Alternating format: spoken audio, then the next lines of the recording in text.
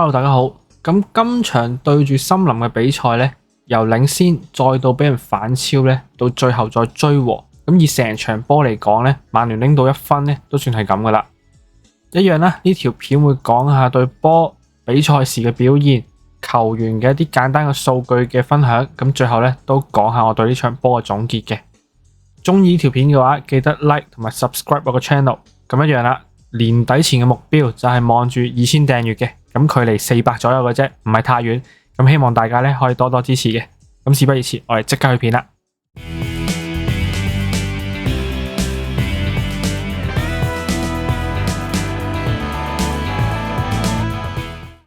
呢一場對住諾定咸森林嘅陣容咧，可以話同上一場對白禮頓嘅人腳咧係一模一樣嘅。龍門繼續都係 Lemans 啦，左中堅一樣係近期好 fit 嘅蘇爾，中間咧係迪列特。右邊咧係約羅嘅，一隊防中繼續都係卡斯搭住班奴啦，左翼位冇得揀嘅，繼續都係達洛打正選，咁啊右邊必然嘅迪亞路，咁啊前場3個咧，今場繼續都係古亞搭住麥保莫啦，正前就係 Shixko 嘅。喺上一條嘅賽後分析片咧都有講過，大字大嘅森林咧一定會對比奧普大嘅森林咧回復翻唔少嘅實力嘅，而實際場面上咧。森林今場踢落都的確係略勝一籌，咁更加可以話係好簡潔咁樣去展現乜嘢係高 Q 大軍。而兩邊嘅邊路呢，今場係相對受壓，不論係左路抑或右路都好呢，其實都不斷俾人落底出波，係有好多嘅威脅。而中間呢，基本上只係靠一個迪列特去頂住啲高波嘅啫。上半場其實已經出現唔少嘅威脅鏡頭呢，咁只係未入到波嘅啫。咁但係曼聯好彩嘅係呢。一個疑似未完全出界而產生嘅角球，再喺嗰刻呢，由卡斯頂入咁領先住。咁話就話上半場表現係一般啦，咁但係可以咁樣領先住一球呢，其實已經算有運噶啦。咁相信喺中場嘅時候，大家都會諗呢，今場曼聯係咪有機會可以真係英超4連勝呢？但係半場一入嚟呢，48分鐘就即刻俾人追平，然後呢2分鐘之後再即刻入多一球呢。俾人反超到2-1嘅，而呢兩球咧都係嚟自對手嘅右路咧出波直接頂入，或者係造成門前嘅混亂咧再執雞入嘅啫。咁講到底咧，都喺一啲防守高波嘅能力上咧仍然係唔夠嘅。而喺50到75分鐘呢25分鐘入嚟咧，咁其實只係換一個多股入嚟去取代達洛咧，係唔係好足夠，係可以做得更加多嘅。咁而曼聯喺進攻入邊。係有射門嘅機會，咁但係威脅咧真係好少嘅啫，唔係話真係一啲好入肉、好具機會嘅啲射門嚟嘅啫。防守更加係唔穩陣嘅，感覺隨時可以輸多一球。咁尾段咧係靠迪亞路球不着地窩利咧轟入一球靚波咧，為球隊追翻到2-2嘅啫。而補時其實照板煮碗咧，幾乎再入多一球一模一樣嘅。咁好可惜俾對手嘅中堅護空門救到嘅啫。咁去到最尾拎到1分呢，我覺得係可以接受嘅。咁但係理論上，森林呢值得拎3分，而曼聯最後可以執到1分呢，就都算係唔話得噶啦。雖然今場作客踢落嘅表現呢就一般嘅啫，咁但係的確都仍然有唔少嘅球員呢係踢得好嘅。咁第一個要讚當然就係卡斯美路啦。咁其實已經係連續2場呢有波入噶啦，近呢幾場嘅表現呢亦都係 keep 住非常之好。而且今場咧，亦都包辦咗大部分防守數據嘅第一，亦喺進攻端咧，亦都有非常之多貢獻。咁以卡斯最近嘅表現咧，就絕對值得續約留隊嘅。咁但係當然前提卡斯美路咧就一定要接受咧大幅度嘅瘦身噶啦。咁啊唔瘦落嚟咧，球隊都頂唔住嘅。而睇翻數據啦，今場喺進攻上，卡斯其實交到3次嘅 key pass 咧，係並列第2嘅。咁啊射門次數亦都係其中一個最多射咗4次啦。1次中籠就已經入到波啦，而防守上亦都有4次嘅 tackle 加 intercept 已經係全隊第一啦。然後 ball recovery 有8次，亦都係並列第一。而空中對抗咧，亦都係非常之誇張地有11次，咁當中5次成功，亦都係咧全隊入邊最多參與空中對抗嘅球員嚟嘅。咁可以話喺前中後場咧，卡斯美路都有各自唔同領域嘅表現去幫助球隊咧，去你話係。追波又好，防守進攻乜都有嘅。咁又真係本身季前賽覺得卡斯今年應該會大跌鍋，甚至一開始咧真係覺得好似唔係好穩陣，咁然後繼續都係一嚟老波骨嘅佢越踢越有嘅，咁甚至而家咧可以話係 over 過班奴咧作為一個真正嘅中場核心都唔為過嘅，因為班奴近呢幾場雖然唔係話表現特別差，咁但係亮眼嘅位咧的確係少嘅。今場佢都有一球叫做射門係近磅嘅，咁但係冇入，而其他時間都係做翻一啲佢平時做開嘅嘢，咁唔算特別出色。咁而且防守上嘅失誤一樣係有，咁所以對比之下咧，卡斯米路嘅穩定發揮咧就絕對係一定要讚噶啦。而第二個都抵讚嘅咧就係迪亞路。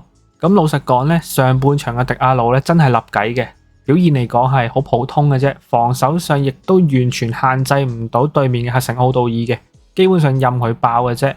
而配合上亦都冇早兩場同麥保莫之間嘅嗰種流暢度嘅。而當然麥保莫今場嘅發揮亦都一般啦，咁所以相對上亦都影響咗佢。而身後嘅約羅今場發揮亦都好一般嘅啫，咁所以其實成條右路咧今場都係對比之前嘅場次相對係弱嘅。咁更何況本身曼聯依家咧都幾倚重右路，當右路發揮得唔好嘅時候咧，成隊波表現亦都會跟住一齊沉落去嘅。而去到尾段幫球隊追和，成場波由0分變翻1分咧，都可以話相當重要。冇佢咧，就真係未必會有咁樣嘅人咧，可以改變到呢一場波最終嘅結局嘅。咁睇翻數據，咁其實迪亞路咧今場發揮就真係一般嘅啫。progressive pass 或者 progressive carry 嘅次數咧，相對都係少嘅。咁但係 progressive carry 3次咧，竟然已經係成隊嘅其中一個最好噶啦。dribble 控球呢一啲咧，今場係做得偏曳嘅，個人係冇成功度，咁而且控失波嘅次數咧，相對都係比較多嘅。咁但係勤力啦 ，ball recovery 做到6次，咁防守亦都有少少嘅參與，咁整體嚟講唔算太差嘅。咁但係都係證實咗迪亞路咧，就一個係進攻可以做得好好嘅球員，但係你叫佢去幫手防守咧，佢就真係有限公司嚟嘅啫。如果其他隊友最緊要就係後邊嗰個右中堅冇辦法幫佢包到的話咧，咁佢有陣時真係一失位咧，就變咗成條右路咧就 open 晒俾人攻噶啦。咁呢個係一個要注意要解決嘅問題嚟嘅。再跟住落嚟下一個咧就係蘇爾啦。咁之前都有講過，蘇爾逢係世界盃年咧就一定係特別 fit 嘅。而最近回勇嘅佢咧，對比季前賽或者季初嗰個佢咧，完全兩個人嚟嘅。咁特別喺馬天尼斯未翻嚟之前咧，可以話係左中堅嘅絕對正選人。咁防守上穩定嘅，不論逼搶、包波等等咧，特別喺呢2-3場係真係做得非常非常出色。咁而嚟緊，如果馬天尼斯真係復出到嘅話，可以定翻左中堅嘅位，咁真係可以考慮下咧，將蘇爾拱上去左翼位嘅位置，去頂翻最近踢得一般嘅達洛同埋多古嘅。因為以前當蘇爾踢得好嘅時候咧，其實佢係好擅長作為一個進攻型嘅閘位球員咧，幫手喺邊度做 overlap、overload 嘅。咁特別係佢有咁樣嘅身體質素啦，有一定嘅速度，咁即使係年紀大咗，未必可以跑晒全場都好，咁至少仍然有其他球員可以幫手頂啊嘛。咁但係佢喺能力上的確進攻係比達洛多古嚟得好嘅，咁所以嚟緊如果真係有機會嘅話，不妨可以作一個嘗試都冇問題嘅。咁而且睇翻數據，咁不論係 tackle 啦，一啲50-50嘅身體對抗，抑或係封咗咧，所以都有一定嘅貢獻。咁而且本身身高唔係特別高嘅佢咧，喺空中對抗今場咧，亦都有3次嘅成功。咁其實有1-2次我印象中都係幫手頂達洛本身失位，然後一啲嘅高空波去幫手頂咗啦。咁而如果最近呢1-2場冇蘇爾喺度嘅話咧，相信達洛咁樣嘅表現咧，其實係真係要失唔少波嘅。咁所以呢幾場曼聯可以 keep 到3連勝咧，其實蘇爾都係一定程度嘅功勞。咁只係早幾條片咧冇講嘅啫，咁但係因為今場波咧，其實蘇爾都係踢得非常好，咁所以冇辦法啦，一定要拎出嚟咧同大家講下，讚一讚佢嘅。而另一個喺防守上都一樣做得好好嘅，就仲有迪列特。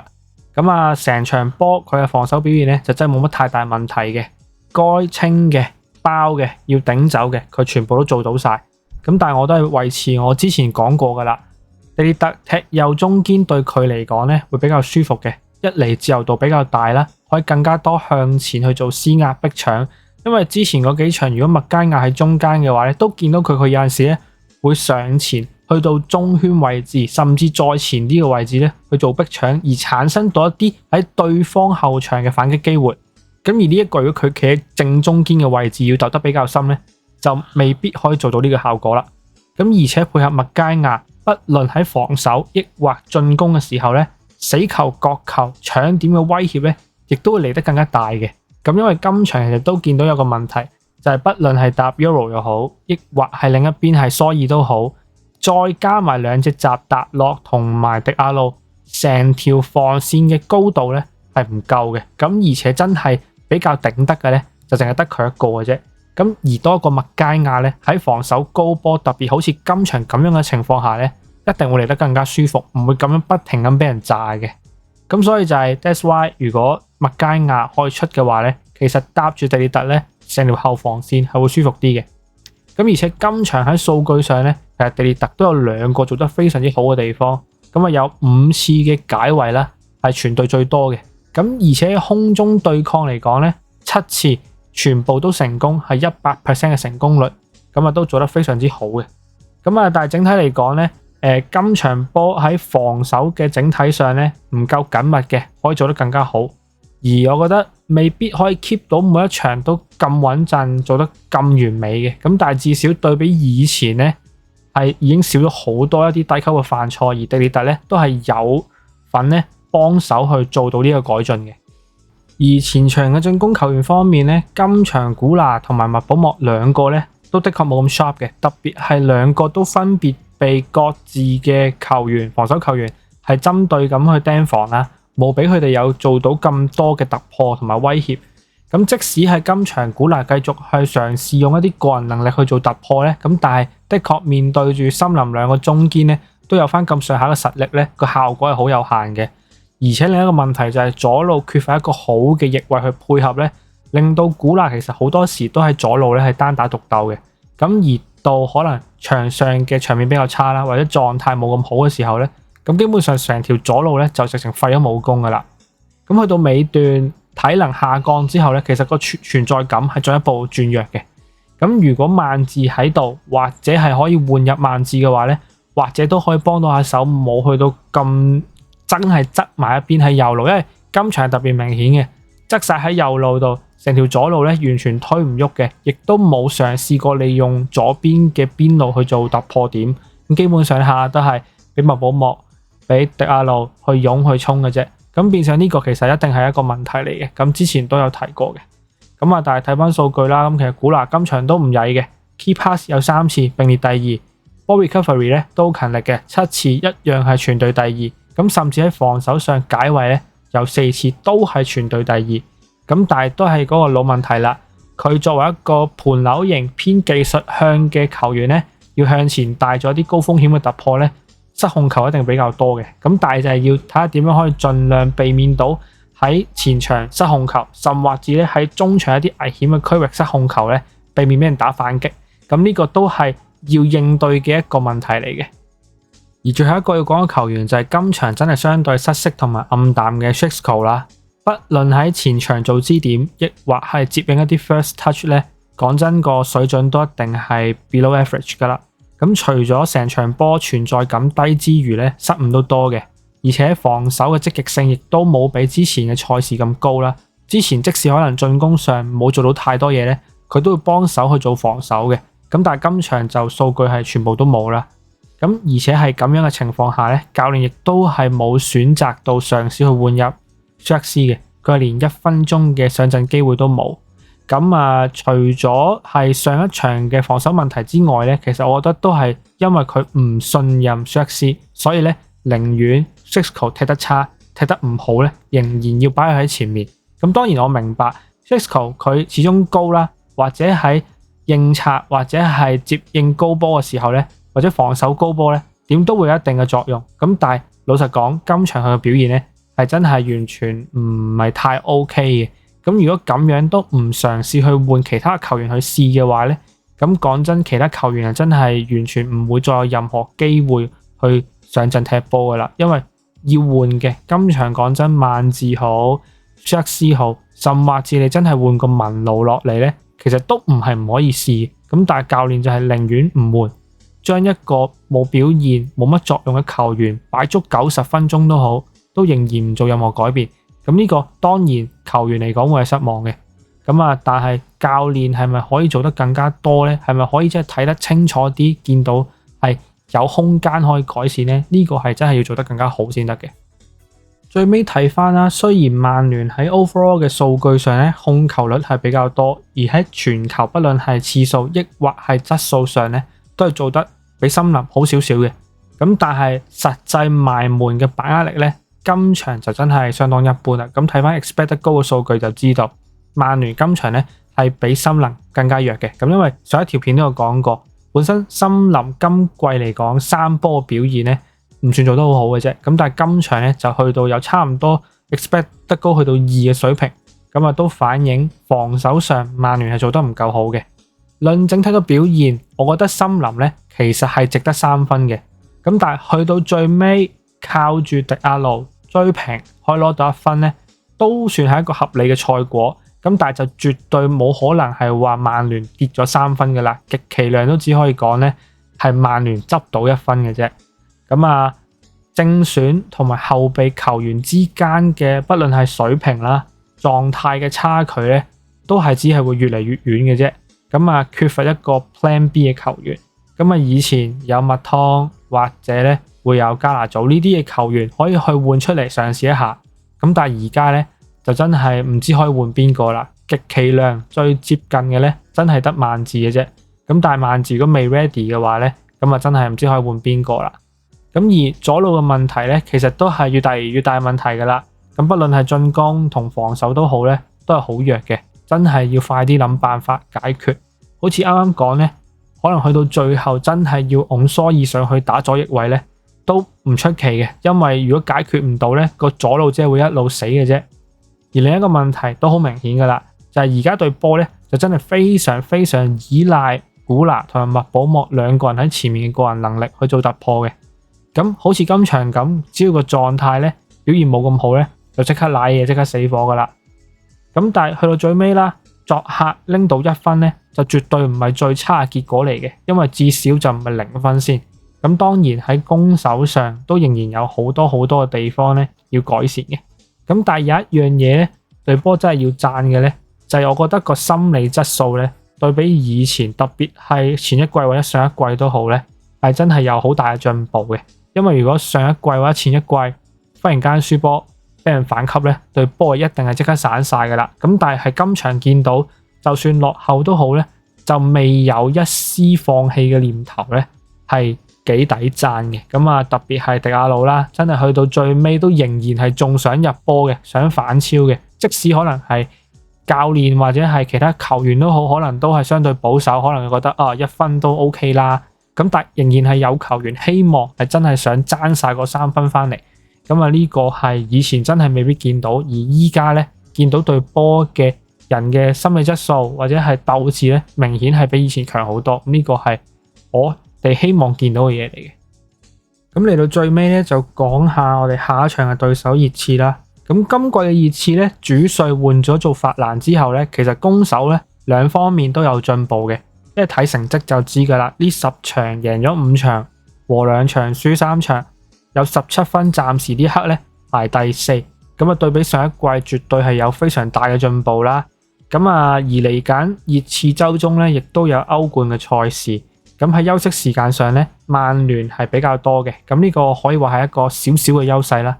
但係我覺得未必可以彌補到兩邊球隊嘅狀態嘅差距。而喺作客嘅實力上，曼聯咧渣嘅，希望咧可以最少逼到和，拎到1分，目標就係咁簡單嘅啫。